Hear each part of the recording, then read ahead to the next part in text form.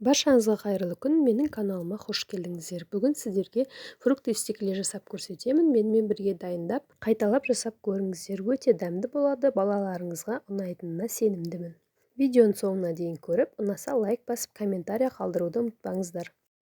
Жемістерімізді жуып, қағаз салфетканың көмегімен құрғатып сүртіп аламыз.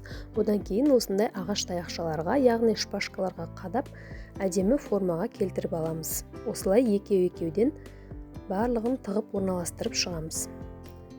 Шпажкаға орналастырып болғаннан кейін жемістерімізді 15 минутқа мұздатқышқа қойып қоямыз.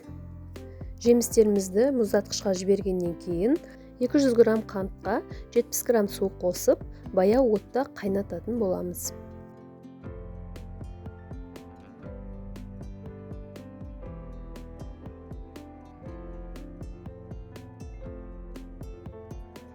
Қант пен су араласып осылай қайнағаннан кейін шамалы қозғап, асты қатып қалмас үшін қозғап тұрамыз. Дайын болғанын тексеру үшін осылай ағаш таяқшаны батырып мұздай суға саламыз. Ол кезде осылай жабысқақ масса болып тұрса, бізге керекті масса әлі дайын емес деген сөз. Ары қарай қайнатып, сәл қоюланған кезде тағы да осылай шпажкаға батырып, салқын суға салу арқылы тексеріп отырамыз. Егер біздің массамыз шырт етіп сынатын болса, ол уже дайын деген сөз. Ары қарай осылай жемістерімізді жылдам батырып, барлық жеріне тигізіп, батырып малып шығамыз. Батырып болған жемістерімізді бірден салқын суға саламыз. Сонда сыртындағы қантты қабатымыз бірден қатып, шыны тәріздес қытырлақ массаға енетін болады.